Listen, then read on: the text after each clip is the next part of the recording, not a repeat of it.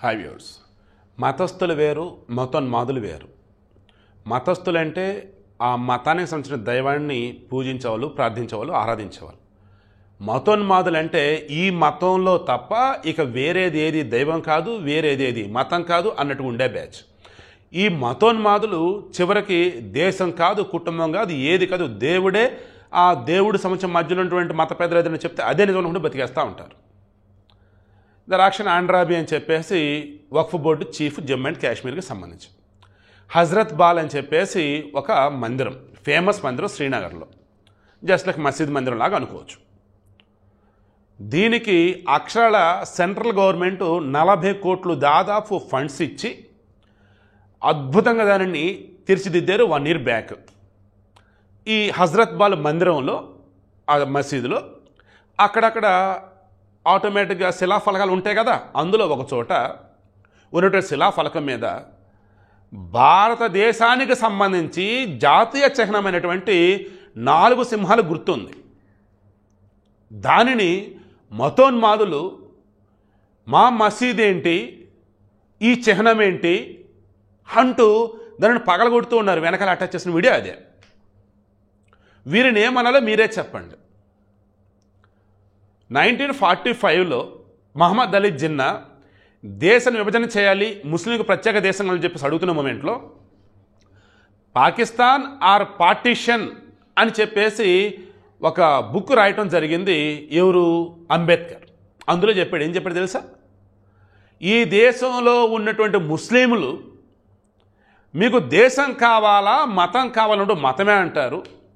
మతం ప్రాతిపదికన దేశం విభజిస్తున్నాము, మీకు ఓకేనంటే అంతా ఓకే చెప్తారు, అది ముస్లింలు అని చెప్పేసి ఆయన అన్నాడు. కావాలంటే ఆయన బుక్ కూడా మీరు చదువుకోవచ్చు. అంటే మరలా చెప్తున్నాను చూడండి. రీసెంట్ టైమ్స్లో కొంతమంది క్రైస్తవులు ఇంటర్వ్యూలు చూశారు. ఫ్లోలోనే ఇంటర్వ్యూ చేస్తే ఓపిక నాకు లేదు, కానీ ఫ్లోలో రీల్స్, అందులో బుద్ధి బుర్రా లేకుండా, నేను ఓపెన్గా అంటున్నా ఈ మాట, బుద్ధి బుర్రా లేకుండా ఇంట్లో అమ్మ కాదు, నాన్న కాదు, కొడుకు కాదు, పెళ్ళం కాదు, బిడ్డలు కాదు, ఏసే మా దేవుడు, ఏసే మా సర్వస్వం, ఏసే మా కన్య అని చెప్పేసి అన్నారంటే ఏమనాలి అసలు? అలా ఏ మతమైనా సరే దేవుడు అన్నవాడు, దేవత అన్నవాళ్ళు, దేవుడు దేవతలు అన్నవాళ్ళు ఇంట్లో అమ్మా నాన్న కట్టుకున్న భార్య పిల్లలు వీళ్ళ తర్వాతే. పంచభూతాలు ఏవైతుందో, కళ్ళ ముందు కనిపిస్తున్న సూర్యుడు ఎవరైతే ఉన్నారో వీళ్ళే దేవుళ్ళు, దేవతలు. ఆ తర్వాతే నీ నమ్మకంతో నువ్వు ఆరాధించే ఎవరైతే ఉన్నారో వాళ్ళు అన్నట్టు. ఇప్పుడు సింపుల్గా నేనేం చెప్తాను తెలుసా? ఇప్పటికీ కూడా భారతదేశంలో ఉన్నటువంటి ముస్లింలలో కొంతమంది, క్రైస్తవులలో కొంతమంది ఈ భారతదేశం మీద విషం చిమ్ముతూ భారతదేశానికి చెందినటువంటి ఫ్లాగ్, జాతీయ జెండా అవమానంగా చూస్తారు. మొన్న ఆగస్టు 15 అప్పుడు కూడా జాతీయ వందనం చేయాలంటే కొంతమంది పనికి మళ్ళీ ఎదవమంటే ఆ కొడుకులు సెల్యూట్ చేయకుండా ఉన్నారండి. అసలు వాళ్ళు వందే మాత్రం పాడరు, జనగణమన పాడరు. అదేమంటే మా మతం ఒప్పుకోదు. ఎక్కడ ఒప్పుకోదు? ఎక్కడ చెప్పారు అసలు? నా బాధల్లో ఒకటేనండి, ప్రపంచవ్యాప్తంగా చూసుకుంటూ ఉన్నట్టయితే సనాతన ధర్మం అనేది ఏదైతుందో, శాశ్వతమైనటువంటి ధర్మం అనేది ఏదైతుందో అదే నిజం. దాని మీద ఆధారపడే సకల మతాలు, సకల ఆచార వ్యవహారాలు అవన్నీ వచ్చాయి.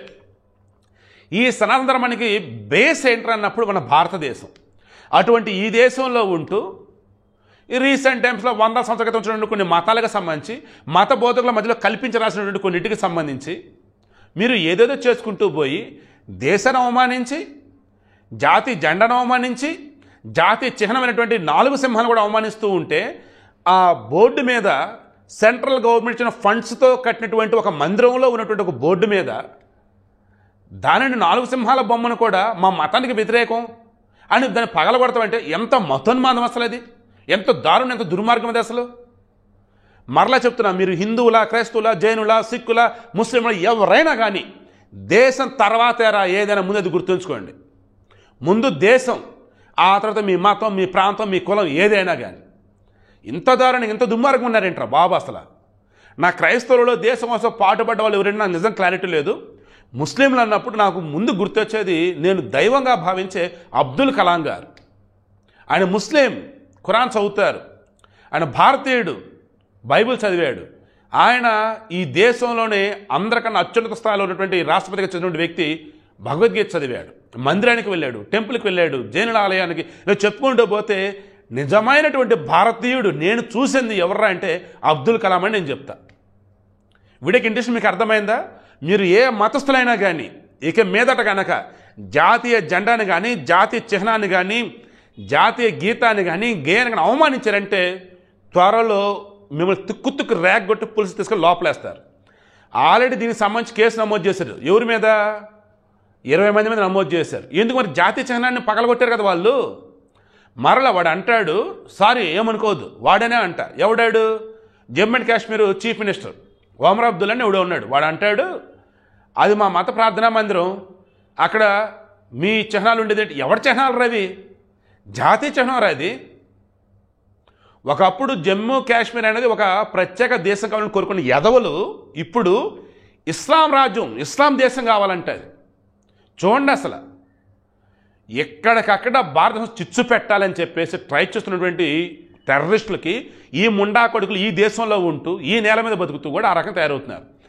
నా దేశం కోసం, నా భారతీయుల కోసం ప్రాణాలు అర్పించడానికి సిద్ధంగా ఉన్నటువంటి ఎంతోమంది ముస్లింలు, క్రైస్తవులు, హిందువులు ఉన్నటువంటి ఈ దేశంలో కూడా ప్రతి మతంలో మతోన్మాదులు పెరిగిపోతూ ఉన్నారు. దానివల్లే ఇదిగో ఇటువంటి దుస్థితి వస్తూ ఉంది.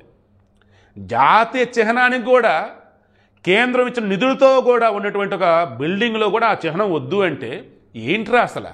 ఏం బతుకులరా మీవు అసలు? ముస్లింలారా, మరలా చెప్తున్నా గుర్తుంచుకోండి, మీ చుట్టూతో ఉన్నటువంటి మతోన్మాదులు ఎవరైతే ఉన్నారో వాళ్ళ దరిదాపు కూడా మీరు పోకండి. వారి యొక్క మతోన్మాదాన్ని అణిచివేయండి. క్రైస్తవులారా, హిందువులారా, ప్రతి మతానికి ఇదే చెప్తున్నా. ముందు మన దేశం, ఆ తర్వాత మీ మతమైన, ప్రాంతమైన, కులమైన ఏదైనా. ఇది మాత్రం గుర్తుంచుకోండి. చాలా కోపంతో, బాధతో, బాధ్యతతో ఈ వీడియో ఇస్తూ ఉన్నా.